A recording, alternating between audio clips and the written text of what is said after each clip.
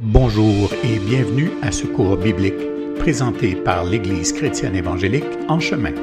Votre animateur, Réal Gaudreau, pasteur.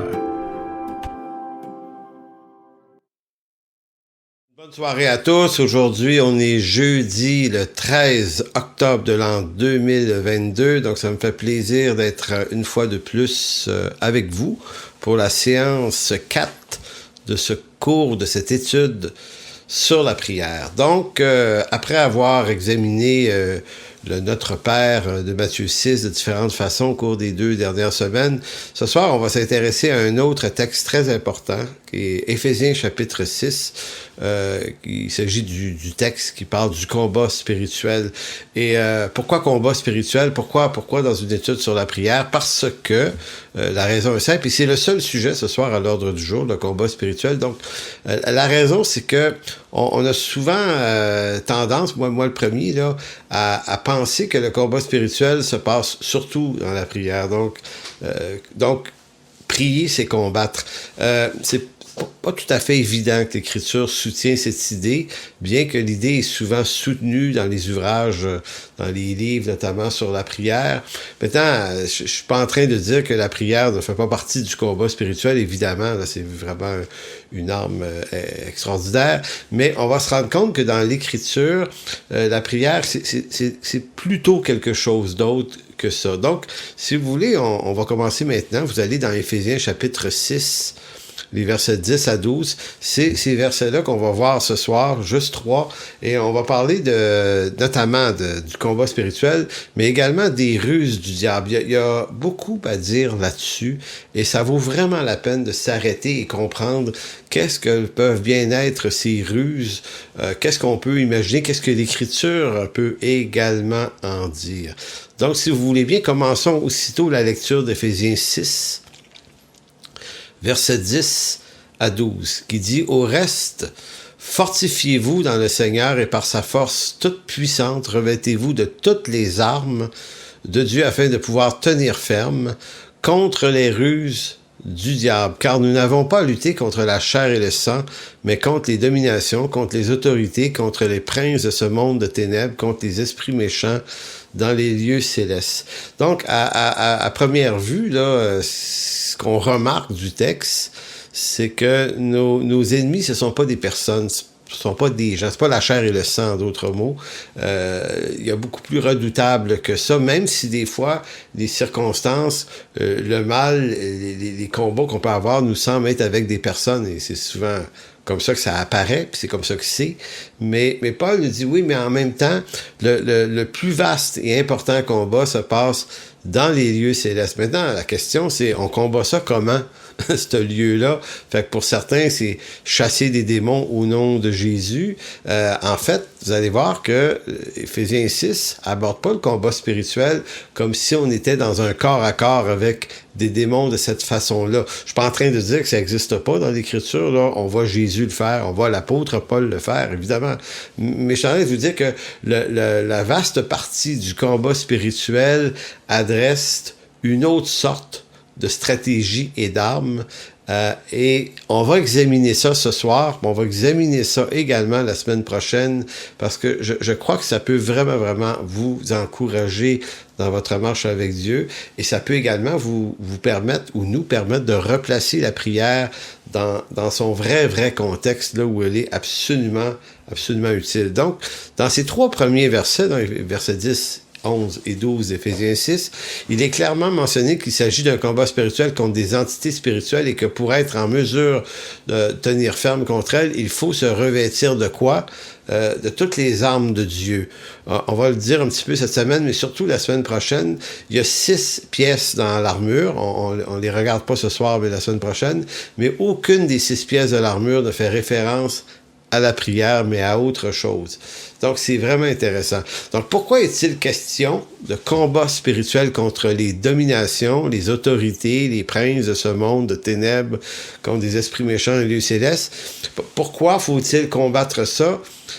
En fait, pourquoi faut-il encore les combattre, alors que dans Éphésiens 1, 20 à 23, Paul nous parle d'une victoire qui est déjà remportée sur ces entités-là. Donc d'abord, répondons à deux questions. Pourquoi faut-il combattre? En disant qu'il faut les combattre, Paul est en train d'assumer qu'elles existent. Donc, il y a réellement des puissances démoniaques à l'œuvre dans ce monde qui sont intimidantes et persécutantes, qui orientent plein d'affaires. Maintenant, il faut être capable de reconnaître où elles travaillent vraiment et quelle est leurs œuvres réelles à ces entités-là. Okay? Parce que souvent, on voit des chrétiens en manque de théologie qui vont voir des démons partout, là, dans plein d'affaires où c'est pas exactement ça non plus.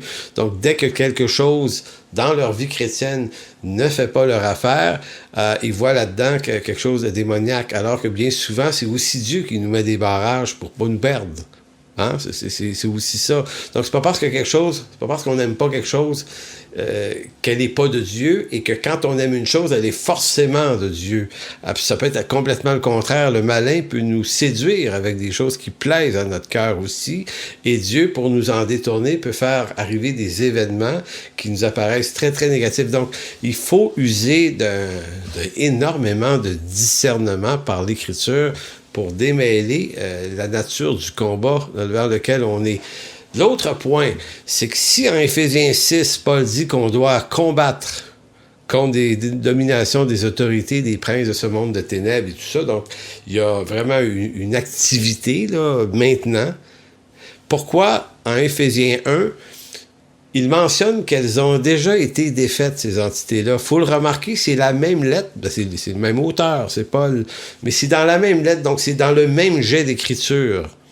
Éphésiens 1, 20 à 23, il a déployé en Christ, en le ressuscitant des morts et en le faisant asseoir à sa droite dans les lieux célestes, au-dessus de toute domination, de toute autorité, de toute puissance, de toute dignité, de tout nom qui peut se nommer, non seulement dans le siècle présent, mais encore dans le siècle à venir.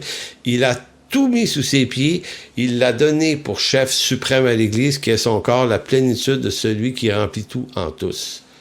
Vous voyez, Paul décrit que la victoire de Christ, par sa résurrection et son ascension et sa glorification, a tout placé ces autorités-là sous ses pieds. Elles ont été défaites. La victoire est totale. Donc, ici, on est devant un problème, un apparent problème, ou une apparente... comment vous dire, deux textes qui s'opposent. Si les entités spirituelles démoniaques ont été défaites à la croix, alors comment se fait-il qu'on doit encore les combattre? Et il y a une question eschatologique dans ça. Hein? Puis il y a beaucoup... Je n'ouvrirai pas toutes ces fenêtres-là, mais comment explique-t-on que dans une même lettre, Paul puisse parler à la fois d'une victoire finale sur ces puissances et à la fois qu'il faut continuellement les combattre aussi? Je vous fais référence, malheureusement, je n'ai pas pris le livre avec moi, mais si vous pouvez mettre la main sur un excellent ouvrage du professeur Dominique Angers, qui enseigne à la Faculté de théologie de Montréal, a écrit un livre, un commentaire sur la lettre aux Éphésiens, il y a 1 an ou 2, c'est sorti ça, et ça vaut vraiment la peine, d'un bon livre en français d'ailleurs. Et dans ce livre-là, Dominique Angers fait une citation du théologien français Oscar Kuhlmann, qui était professeur de théologie à Strasbourg, et puis il est l'auteur de cette fameuse phrase « Le déjà et pas encore ». En d'autres mots, on est déjà en Jésus-Christ parfaitement victorieux, mais on n'est pas encore dans la plénitude. La plénitude de cette réalité-là arrive au moment du retour de Christ. C'est la même chose, on est comme parfaitement lavé, pardonné, purifié, sans faute. On est déjà dans cette réalité-là, mais pas encore dans la plénitude de cette réalité-là. Donc, le déjà et le pas encore, c'est une formule géniale là, pour décrire ces deux réalités-là dans lesquelles on se trouve coincé quelque part entre les deux. Et ça, c'est ce qui fait que il y a des textes, des fois, qui nous apparaissent pas toujours clairs. Donc, Dominique Angers fait référence à M. Kuhlmann, qui, dans un de ses livres à lui, aurait dit « On pourrait voir ça comme le jour J ». Le débarquement des Alliés en Normandie, qui ont eu lieu le 6 juin 1944, va marquer le début de la fin de la Deuxième Guerre mondiale, mais c'est juste le 8 mai 1945, donc presque 1 an plus tard, là, à toute fin pratique, que va arriver le jour de la victoire finale. ce que M. Kuhlman dit, quand le débarquement a eu lieu, là, tout le monde a compris que les Allemands avaient été défaits, que ça serait fini. C'était fini. Leur domination sur l'Europe, parce que le débarquement était tellement massif là, que là, les Allemands reculaient. Donc, il y avait déjà comme une appréciation de la victoire qui s'en venait en juin 1944, mais il a fallu se battre 1 an pour pouvoir mettre un jour de victoire finale là-dessus. Donc, c'est un peu comme s'il disait, on pourrait voir ça comme ça. Ainsi en est-il de la victoire de Christ sur les forces ennemies lors de la résurrection à la croix, mais comme le jour de son retour final n'est pas encore arrivé dans la sphère spirituelle, les combats se poursuivent. La victoire est déjà remportée, mais la finalité et la plénitude de cette victoire sera célébrée qu'au retour final de Jésus-Christ. Donc, c'est important de toujours capter ces deux réalités-là. Donc, c'est pas parce qu'il y a encore un combat spirituel qui agit ici dans nos vies, dans nos églises, dans nos membres, ça veut pas dire que le malin n'est pas vaincu. Il est déjà vaincu. Donc, on n'est pas en train de prier pour la victoire de Christ. Elle est déjà accomplie, mais on est dans la poursuite des choses en attendant son retour. D'ailleurs, si vous allez dans la lettre de Paul aux Colossiens, j'ai pensé ajouter ce texte-là, qui ajoute de l'information importante là-dessus. Colossiens 2, 13 à 15. Colossiens 2, 13 à 15. Ce texte-là ressemble un petit peu à Éphésiens. Il va dire, vous qui étiez morts par vos offenses et par l'incirconcision de votre chair, il vous a rendu à la vie avec lui en nous faisant grâce pour toutes nos offenses.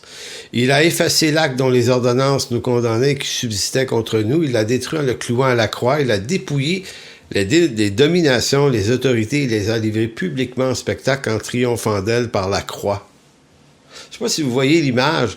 Paul parle de quelque chose qui nous est arrivé au passé. On n'était pas nés, que ça s'était déjà produit pour nous. Vous qui étiez morts, vous étiez au passé morts par vos offenses et par l'incirconcision. Il vous a rendu au passé, il vous a rendu la vie en nous faisant grâce. Donc, vous voyez, c'est toujours la perspective de ces deux réalités. La réalité céleste, où toutes choses sont déjà accomplies, et à la fois la réalité terrestre, où on est toujours en train de vivre dans ces réalités-là. Mais ici, Paul, dans la réalité céleste, il va même dire que il a déjà l'acte dont les ordonnances nous condamnaient, donc la loi qui subsistait contre nous, il l'a détruit en la clouant à la croix. Donc, on n'est plus en position, on n'est plus sous la condamnation de la loi.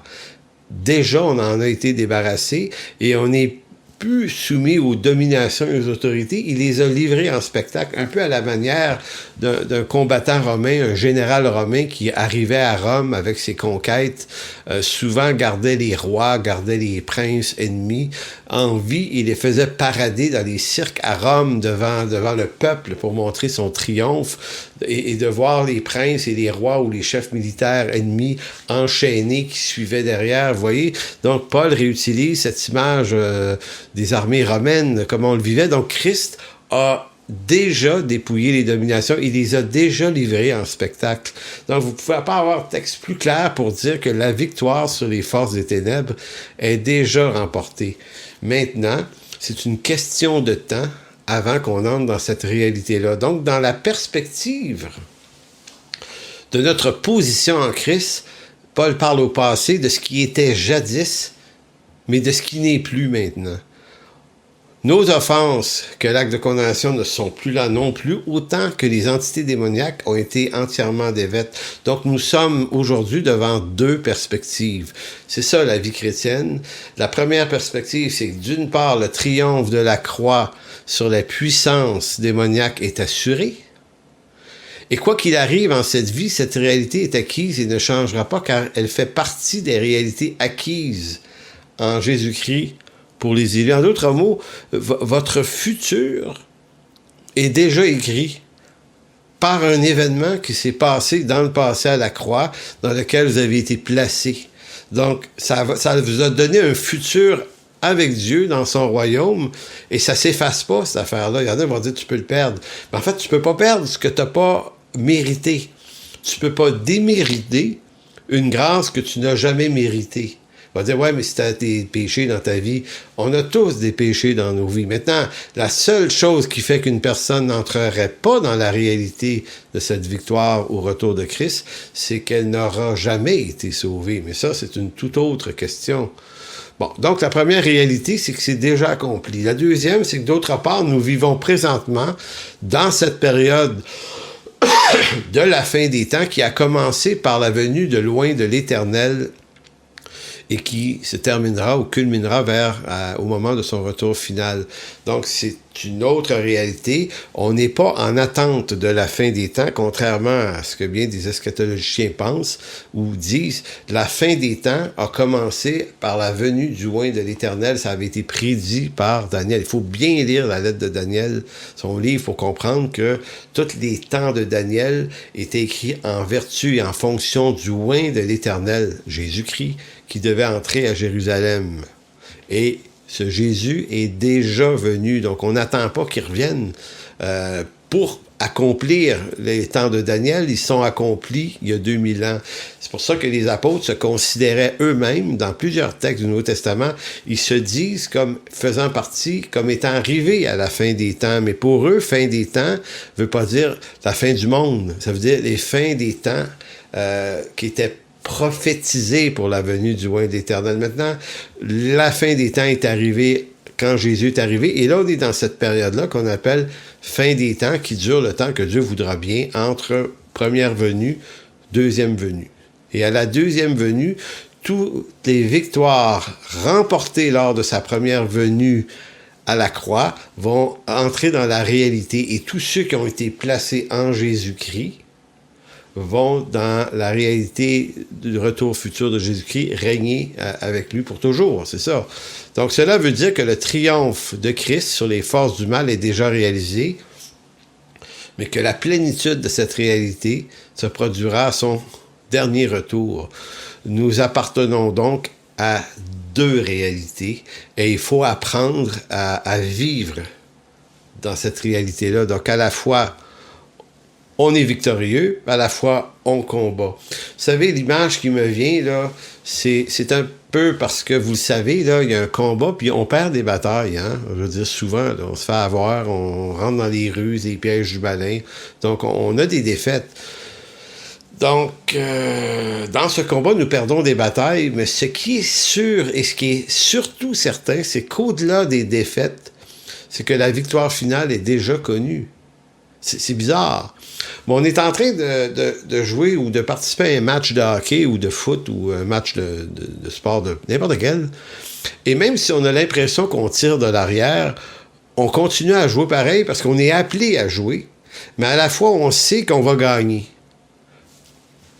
C'est peut-être pas notre coup de raquette à nous qui va nous faire gagner, c'est la victoire de Christ qui, de toute façon, à la fin, va nous déclarer vainqueurs en Jésus-Christ.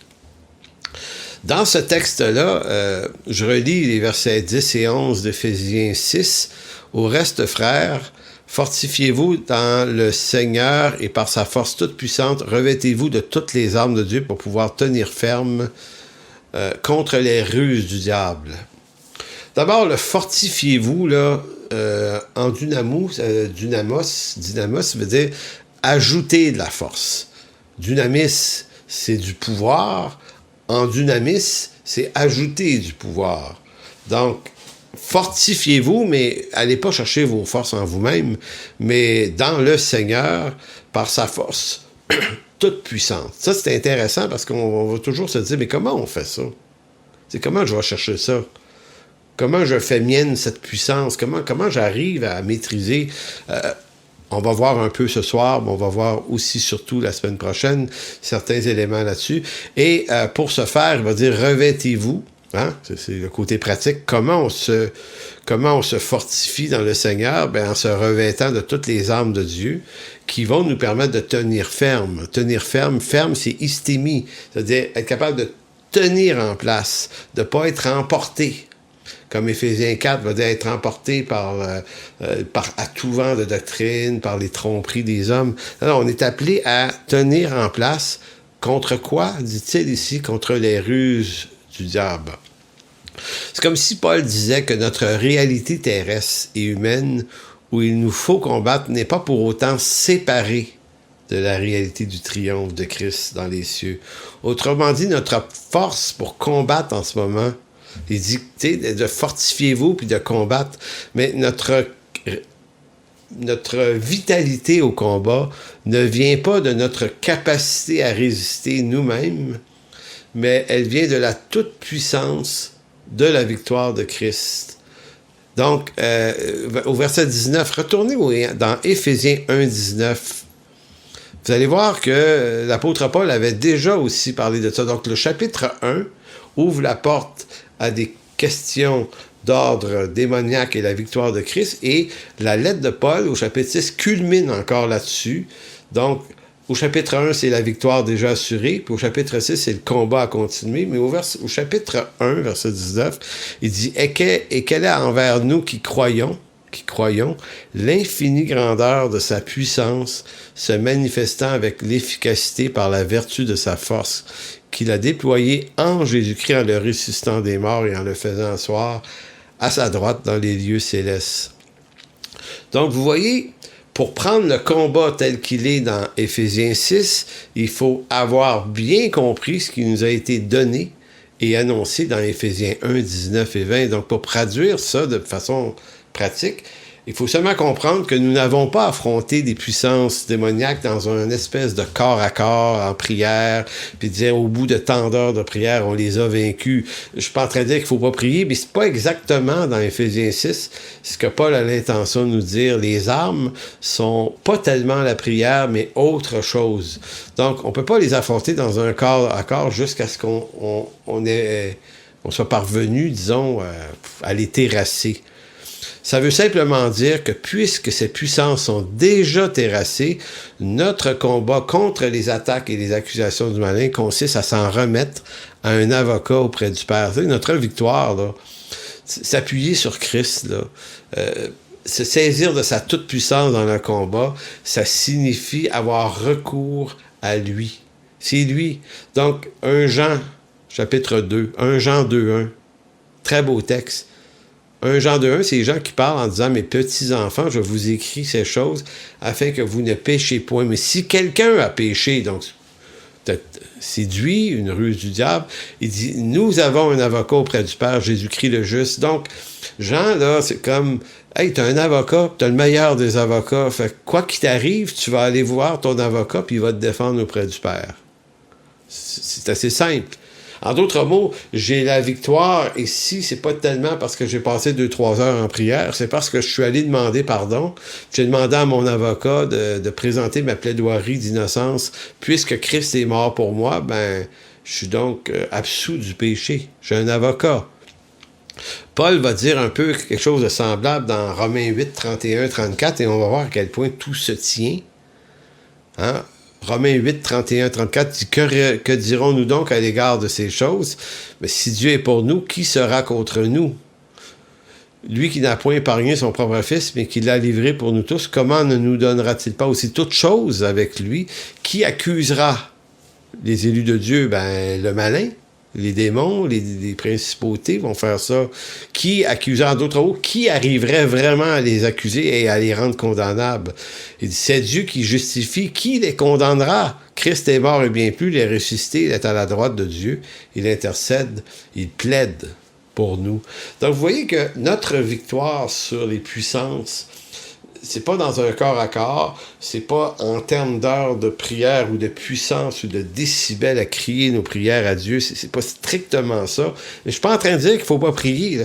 Mais je suis en train de dire que le premier élément de l'acquisition pleine de cette victoire-là, c'est de se tourner vers Jésus-Christ, notre Rédempteur, notre avocat, et de le laisser plaider pour nous devant le Père, pour notre pardon. Et à chaque fois que le malin vous accuse ou m'accuse, ben son accusation tombe en miettes devant mon avocat et devant le juge qui est Dieu. Donc, on peut nous accuser de nos péchés, mais nous avons le meilleur des avocats. Comme élus, nous ne sommes plus sous aucune condamnation. C'est pour ça que Romains 8, 1 commence « Il n'y a plus de condamnation pour ceux qui sont en Jésus-Christ ». Donc, il n'y en a plus. Dans la condition céleste du royaume de Dieu, il n'y en a plus. Maintenant, dans la condition terrestre, il y a plein d'affaires qui nous rendent accusables et condamnables. Mais si on plaide auprès de notre avocat pour notre défense, ben, il est fidèle et juste pour nous pardonner. Dans la réalité terrestre, si notre péché a blessé quelqu'un, on doit aussi demander pardon et réparer auprès de cette personne-là. On ne peut pas juste dire hey, « moi, j'ai demandé pardon au Seigneur, et puis c'est réglé, tant pis pour ceux que j'ai blessés, c'est pas mon problème. » Non, c'est ton problème, les gens que tu as blessés, fait que tu dois aller réparer avec ton frère ou ta sœur. Mais néanmoins, dans les lieux célestes, on est lavé, puis on est purifié. Voyons maintenant l'autre partie, le verset 11, Éphésiens 6, 11, qui dit « Revêtez-vous de toutes les armes de Dieu, toutes, ici c'est panoplio, l'ensemble des armes de Dieu, afin de pouvoir tenir ferme, istémie, donc tenir en place, contre les ruses du diable. Et, les ruses du diable, je vais nommer quelques éléments des ruses du diable. Il peut y en avoir d'autres. Il y en a qui sont décrits dans l'Écriture, il y en a qu'on discerne simplement à travers le temps, puisque nous sommes des êtres créés par Dieu, avec des émotions et des passions qui nous permettent de ressentir pleinement la vie, parce que être vivant et exister, c'est bouger, c'est ressentir, c'est sentir, c'est aimer, c'est tout ça, là, c'est des émotions, c'est des passions. Si on était dénué de toute émotion et de toute passion, ben on serait les êtres les plus ennuyeux au monde, il ne se passerait rien, là. Donc c'est ce qu'on est, on a été créé par Dieu comme ça. Maintenant, on doit comprendre que comme tout le reste de nos vies et de nos corps, la chute adamique vient affecter, vient corrompre cette création de Dieu, ce qui fait que nos passions puis nos émotions sont souvent, mais extrêmement facilement désordonnées. Donc le malin, lui, ben, il le sait. Et c'est sans doute une des raisons pour lesquelles la majorité de ses ruses consiste surtout à nous séduire dans nos émotions par nos passions ou par des passions. Son but est assez simple, c'est de nous éloigner autant que possible. C'est simple, hein? La stratégie du malin, ses ruses vont toujours consister à nous éloigner le plus possible du dessein de Dieu et de sa parole en proposant à notre chair tout ce qui est susceptible de nous plaire, à nous.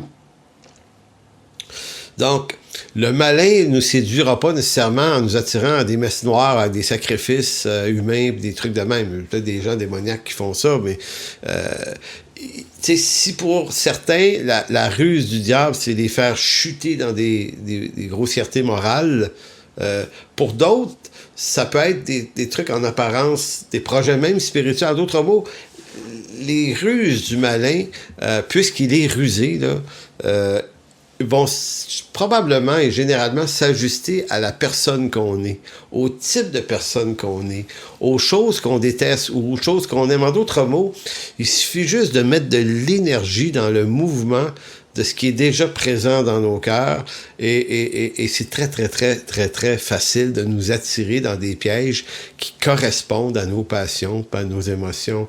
Et le malin travaille très fort là-dedans, puis c'est très, très facile. Donc, on va énumérer 4 secteurs. Il y en a peut-être 5, peut-être 6, 7, 8, là.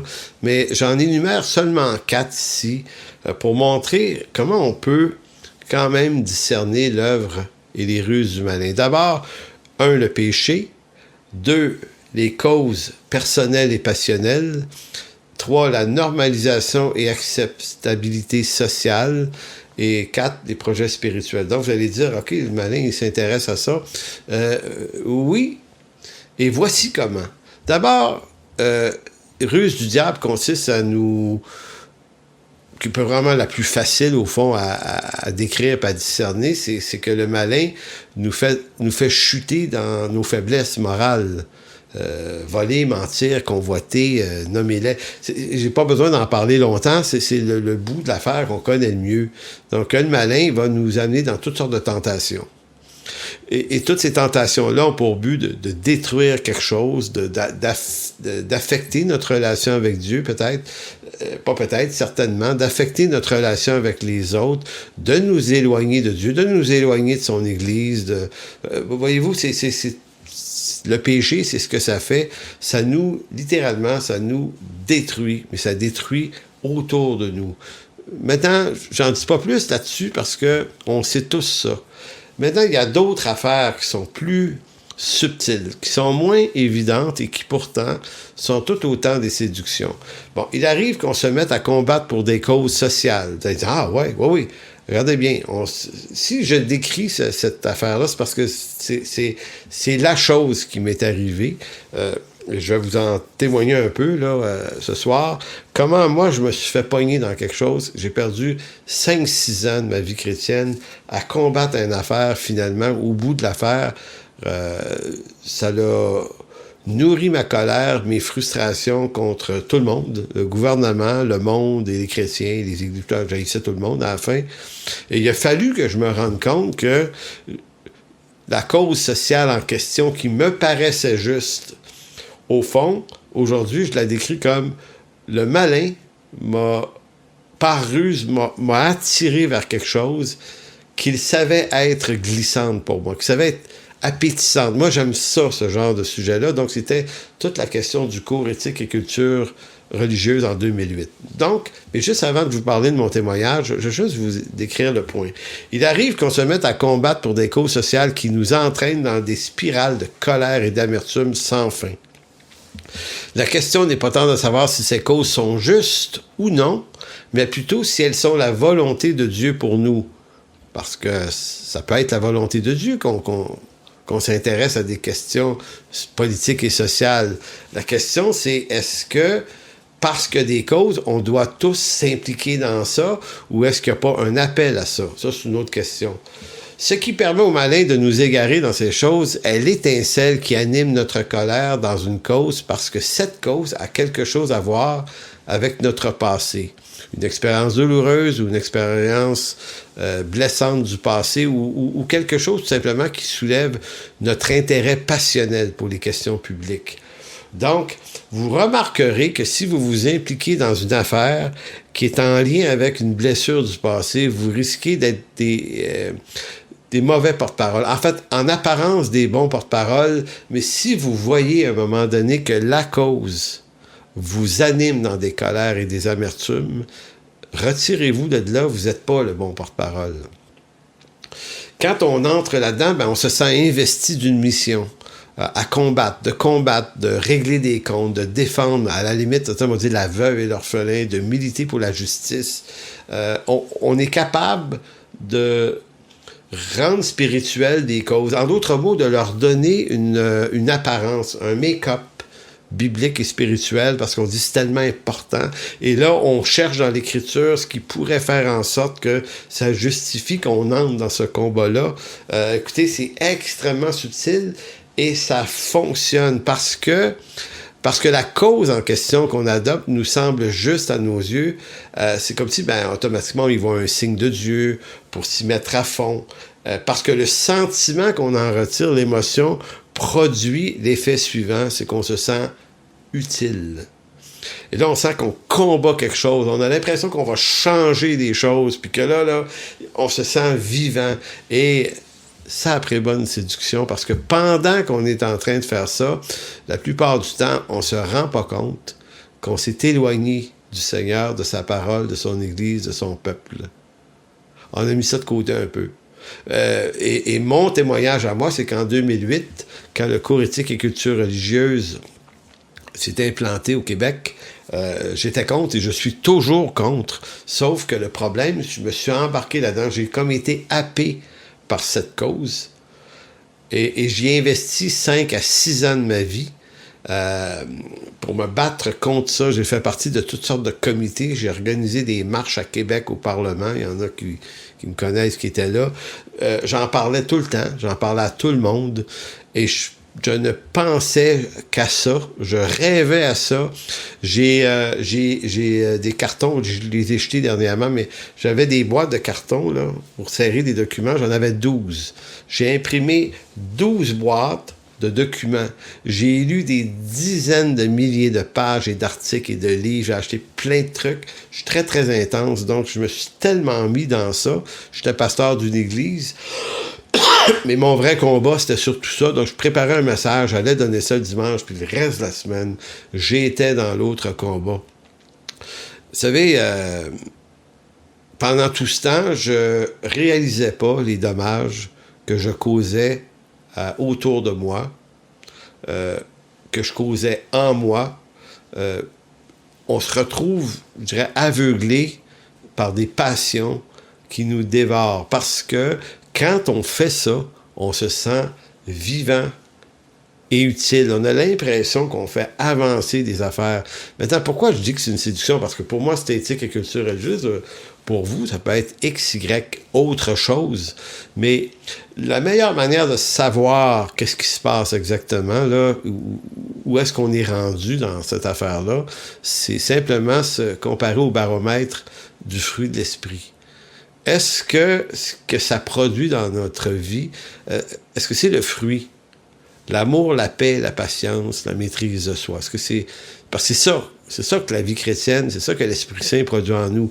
Maintenant, si ça produit de la colère, du ressentiment, de la moquerie, de l'accusation, toutes sortes de choses indignes, c'est pas le fruit de l'Esprit.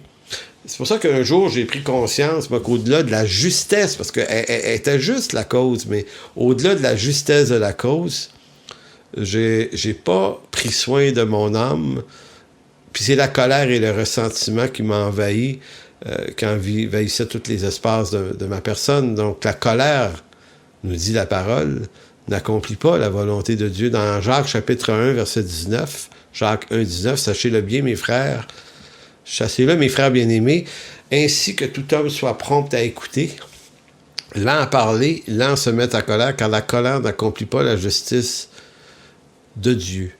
C'est pourquoi, rejetant toute souillure et tout excès de malice, recevez avec douceur la parole qui a été plantée en vous et qui peut vous sauver vos âmes. » Donc, c'est un exercice facile et difficile, dépendant du niveau d'humilité.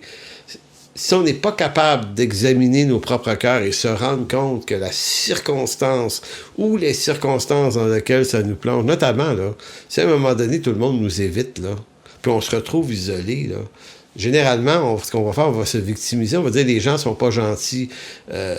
Mais une personne mature est capable de dire « Oh, attends une minute, là, moi j'ai peut-être fait des gaffes, peut-être aller trop loin. » Et c'est peut-être là que la prière devient importante pour dire « Seigneur, là, le psaume 139, sonde moi, ô Dieu.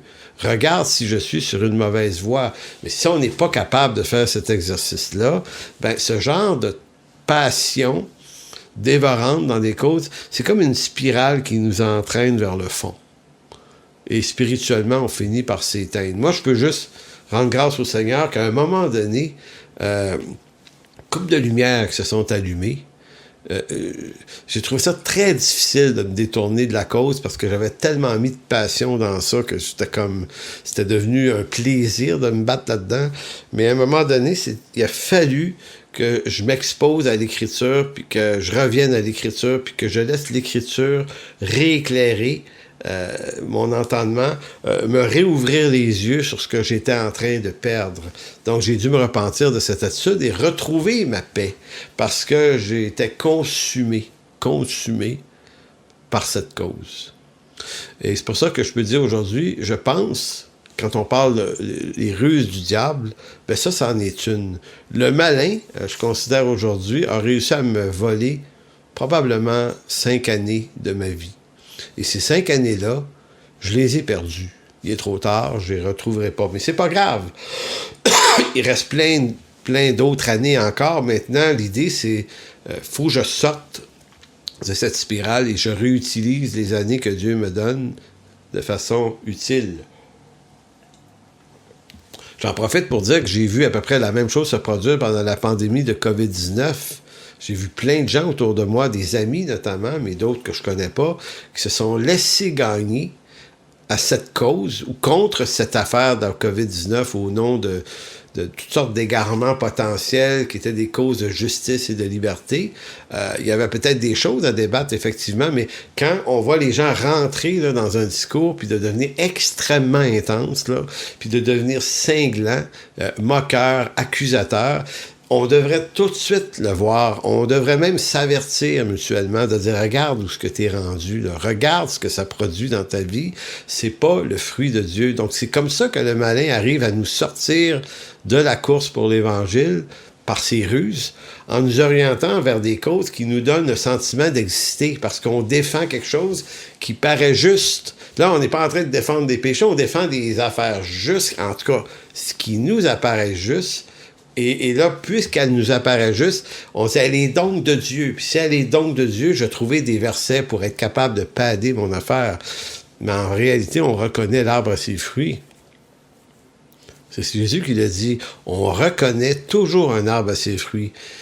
Si le fruit qui nous habite au bout de l'affaire, c'est la colère, la calomnie, les querelles, ben, au bout de toute l'affaire, ben, on doit comprendre que le malin a triomphé de nous par l'usage de nos passions, et c'était l'une de ses ruses. Donc, c'est ça. C'est une ruse du malin que je considère extrêmement importante. À travers l'histoire, est arrivée de toutes sortes de façons, cette ruse-là.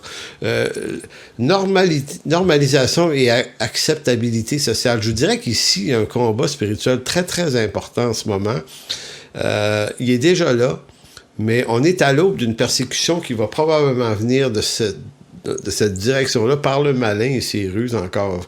C'est qu'au cours du 20e siècle, il y a un nouvel axe qui s'est ouvert en Occident notamment, puis qui a vu le jour, c'est l'arrivée et l'avancée de valeurs humanistes et athées, que certains vont appeler les valeurs de gauche, ça revient au même. Et ces valeurs-là sont venues déloger les valeurs judéo-chrétiennes de l'espace public. Ce qui est apparu à plusieurs comme une insulte. Hein, beaucoup de chrétiens, leur réaction à ça, c'est comme « Hey, c'est le christianisme qui a bâti l'Occident et l'Amérique, c'est pas vrai qu'on va laisser... En réalité, si le christianisme a occupé beaucoup d'espace en Occident, bon, c'est bien tant mieux, ça a fait des réveils, ça a fait plein de bonnes choses. Mais il faut comprendre que s'il y a un recul maintenant, le recul, vous pouvez l'attribuer à des forces démoniaques, si vous voulez, mais vous ne pouvez pas non plus vous soustraire à la souveraineté de Dieu. C'est Dieu qui est maître des temps. C'est lui qui permet que des choses arrivent et que des choses disparaissent. C'est lui qui élève des rois, c'est lui qui les abaisse. Il est le Dieu derrière les temps.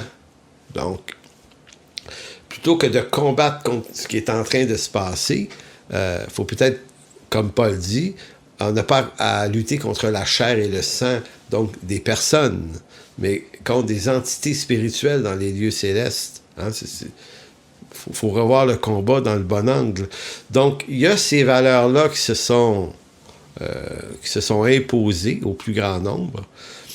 Et si de nombreux chrétiens ont choisi de résister en restant fermement attachés à l'Écriture, d'autres vont tenter, il va y avoir 2-3 réactions. Certains vont se mettre à combattre, mais ils vont rentrer dans des colères et des animosités comme celle qui m'a animé pendant 5 ans. Ça, c'est une stratégie, mais pas bonne, celle-là. D'autres vont faire le contraire. Ils vont plutôt tenter d'harmoniser l'Écriture biblique avec ce discours.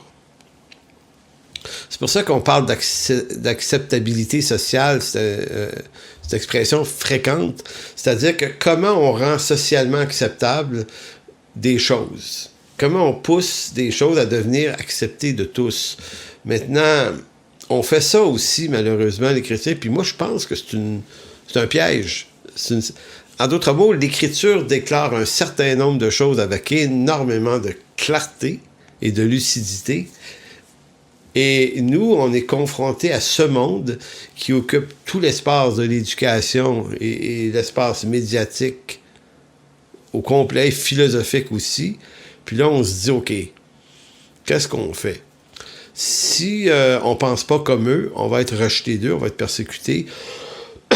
Donc, on essaie d'intégrer des valeurs de cette société mondaine et païenne à l'écriture. Un des premiers points, en 1925, il y a eu le gros procès aux États-Unis, le procès Scope. Je vous le décris pas trop. S-C-O-P-E-S, le procès Scope, 1924-1925 aux États-Unis, théorie de l'évolution. Là, c'est le moment où la théorie de l'évolution, qui avait été publiée à peu près 75 ans avant, en 1859 par Charles Darwin à Londres. Maintenant, ça commence à prendre de la place, ça, dans les institutions d'éducation, les universités un peu partout en Occident. Et voici qu'un procès éclate en 25. Et là, l'idée, c'est est-ce qu'on cesse de parler du créationnisme dans les écoles, ou est-ce que maintenant on leur présente la théorie de l'évolution? Et le procès, ceux qui ont voulu imposer la théorie de l'évolution ont perdu. Donc, le créationnisme était sorti victorieux de ce procès-là, mais en réalité, non. On venait d'ouvrir la canne de verre. Et à partir de là, les théoriciens de l'évolution ont foncé dans le tas. Puis aujourd'hui, dans les grandes institutions partout à travers l'Occident, théorie de l'évolution trône complètement en haut. Bon, ça, c'est une chose qui arrive. C'est pas la fin du monde que ça arrive maintenant. Ou bien on va rester fidèle au texte, à l'idée d'un Dieu créateur, et on peut avoir des versions là-dessus, puis ça, c'est secondaire, mais ou bien on va rester attaché à l'idée d'un Dieu créateur, ou bien on va faire un amalgame entre la création de Dieu et l'évolution darwinienne. Théard de Chardin, un jésuite catholique, a travaillé fort pour faire un amalgame entre les deux. Il y a beaucoup de chrétiens qui l'ont fait aussi. C'est-à-dire qu'on va essayer de faire en sorte que la théorie de l'évolution Faites un fit avec Genèse 1, 2 et 3, par exemple. On va essayer de... Pourquoi? Ben parce que faut que l'Écriture rencontre une certaine forme d'acceptabilité sociale. C'est un peu ça l'idée. C'est comme ça, nous, les chrétiens, par peur d'avoir l'air à des bizarroïdes qui croient des bizarres de choses, on va dire, ben, on va essayer de... Comment on pourrait harmoniser les deux idées? On l'a fait pour la théorie de l'évolution. Montée du féminisme, c'est la même chose. C'est correct là, que les femmes aient tenté d'obtenir des droits égalitaires. Là. C'est pas ça le problème. Ça fait du sens. Là. Tout comme on est tout à fait d'avis que l'esclavage aux États-Unis devait prendre fin. Donc, il y a des inégalités qui devaient être réglées, qui devaient être complètement... j'allais dire nettoyer, on devait mettre ça à rendre l'égalité pour tous, dans toutes sortes de domaines, absolument nécessaire sur le plan légal. Mais dans la montée du féminisme, il n'y avait pas juste ça.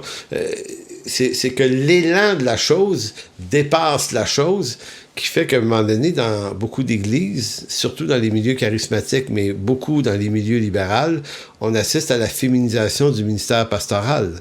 Écoutez, l'Écriture dit non, mais beaucoup disent oui.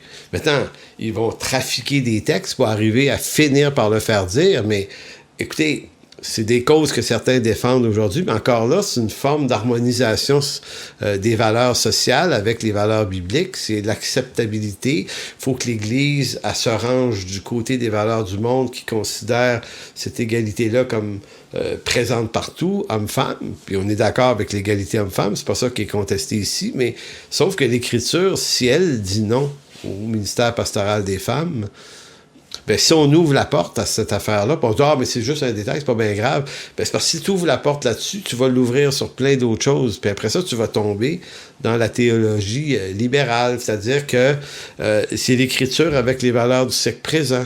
Il s'est passé la même chose avec la question de l'homosexualité, qui est décrit comme un péché, mais un péché au même titre que l'adultère, la convoitise et tous les autres types de péchés de nature sexuelle.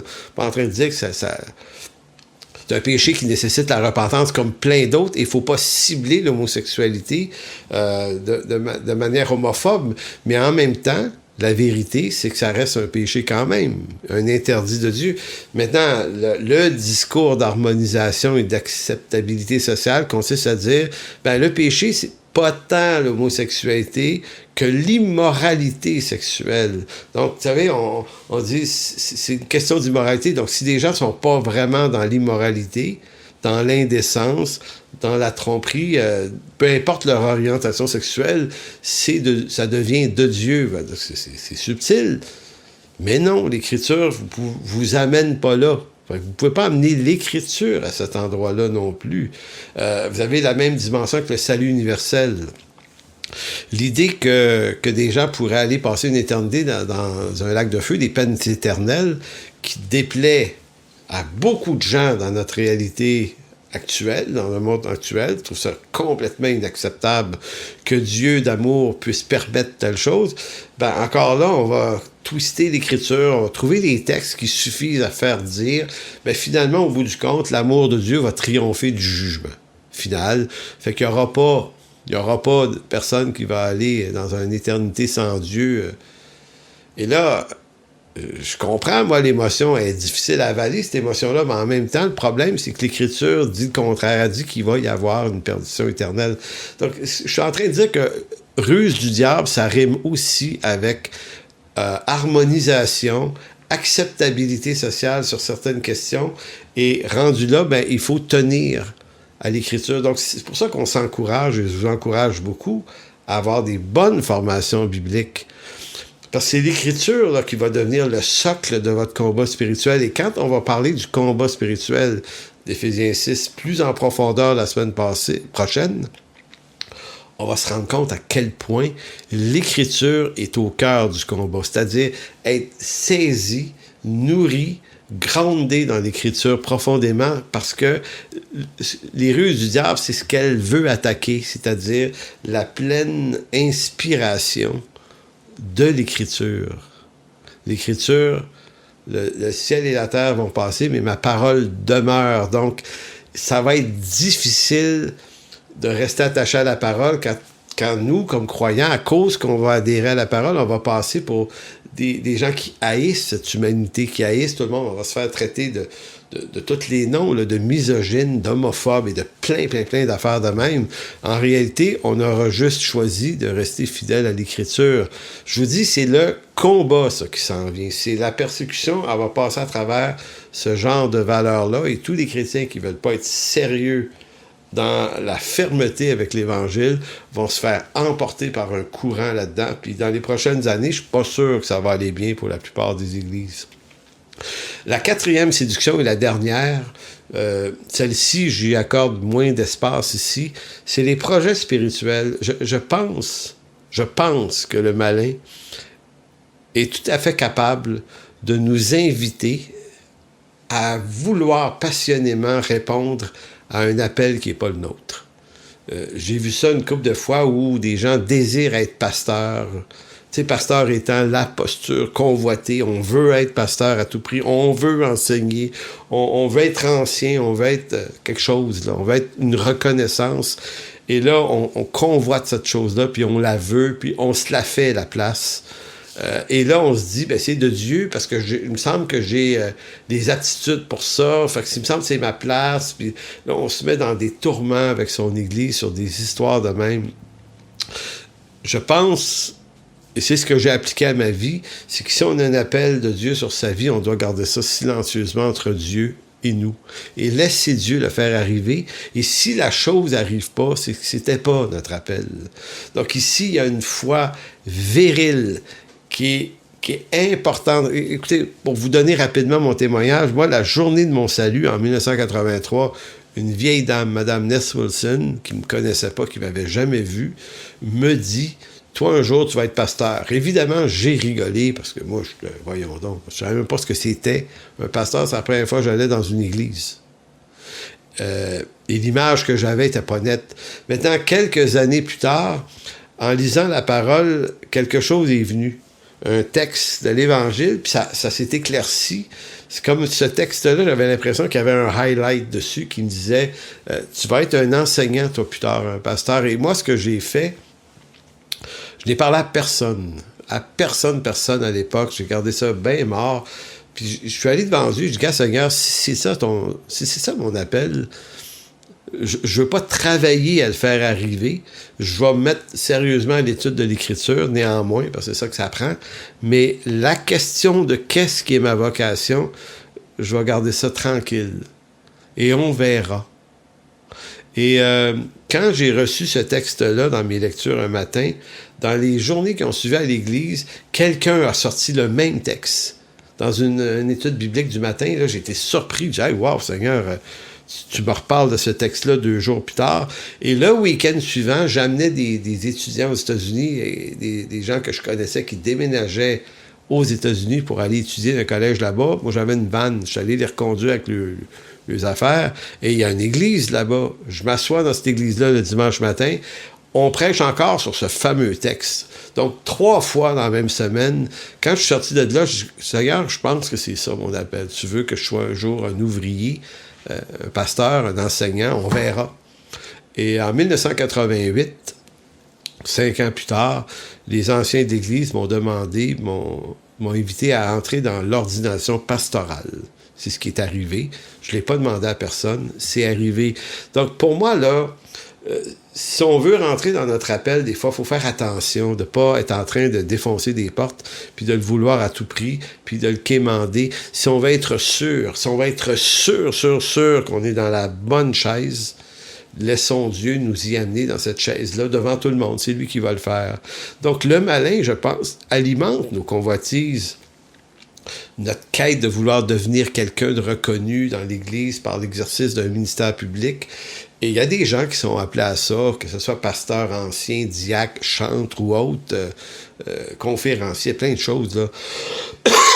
Laissons Dieu agir, parce que si on le veut, on peut être aussi entraîné dans les ruses du diable et qui va nous faire œuvrer dans quelque chose qui est à côté du dessein de Dieu pour nous. Ça va ressembler à Dieu, on va parler de Jésus, mais c'est pas la bonne chaise. Et pendant ce temps-là, on est en train de se faire voler des mois, voire peut-être des années. En conclusion, si vous voulez bien, on va terminer par la lecture du texte d'Éphésiens 6, 10 à 12. Donc, après avoir dit tout ce qu'on vient de se dire, relisons le texte. Il dit, au reste, fortifiez-vous dans le Seigneur et par sa force toute puissante, revêtez-vous de toutes les armes de Dieu afin de pouvoir tenir ferme contre les ruses du diable. Car nous n'avons pas lutté contre la chair et le sang, mais contre les dominations, contre les autorités, contre les princes de ce monde de ténèbres, contre les esprits méchants dans les lieux célestes. Donc, Seigneur, on veut te rendre grâce aujourd'hui pour ta bonté, pour ta fidélité, Seigneur. Seigneur, qu'on puisse apprendre quelque chose de ça, moi le premier, à se rappeler à quel point le malin et ses démons sont actifs pour nous séduire, pour nous voler notre temps, pour nous amener ailleurs, pour nous attirer dans toutes sortes de passions. Seigneur, puisses-tu nous rendre assoiffés de ta parole, qui est l'antidote à ça. C'est par ta parole qu'on voit la lumière. C'est par ta parole que tu nous révèles des choses. Alors, merci, Père, dans le précieux nom de Jésus. Amen. Donc, je vous salue tout le monde. On se revoit donc jeudi prochain pour la séance 5. Ça va être 5 la semaine prochaine. Bye bye.